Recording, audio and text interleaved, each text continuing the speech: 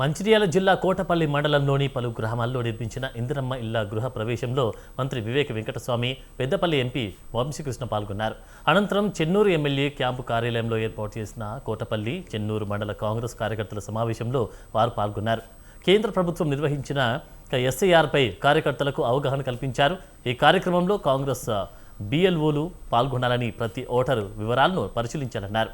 కాంగ్రెస్ను బలోపేతం చేయాలంటే ప్రతి బిఎల్ఓ అన్ని క్షుణ్ణంగా పరిశీలించాలని సూచించారు. కేటీఆర్ రాష్ట్ర యువతను నాశనం చేయాలని చూస్తున్నారన్నారు. బాల్క సుమన్ కావాలని కాంగ్రెస్పై బురద చల్లే ప్రయత్నం చేస్తున్నారన్నారు.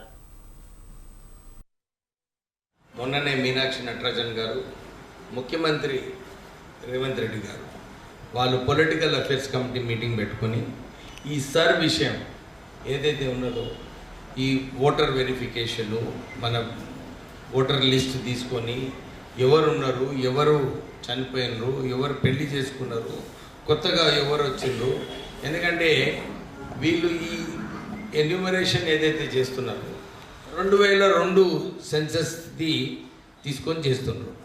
2002 అంటే ఇప్పుడు ఏమైంది, 2026 అంటే సుమారు 14 సంవత్సరాలు అయిపోయింది.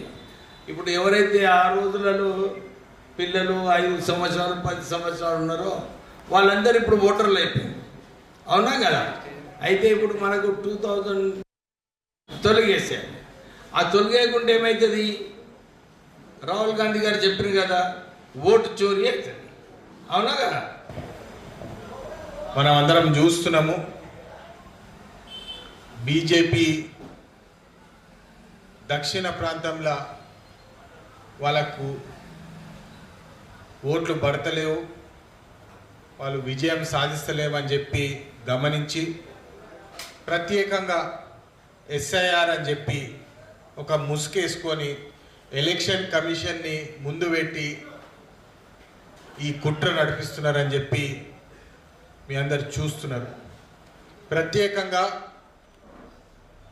మొన్న జరిగిన ఎన్నికల్లో, వెస్ట్ బెంగాల్ ఎన్నికల్లో మమతా బెనర్జీ ఎవరైతే చీఫ్ మినిస్టర్ ఉండేనో ఆమె సిట్టింగ్ సీట్ల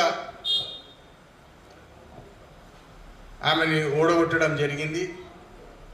మళ్ళీ అదేవిధంగా నవీన్ పట్నాయక్ ఒరిస్సాలో కూడా ఎవరైతే చీఫ్ మినిస్టర్ ఉండేనో ఆయనను ఓడగొట్టడం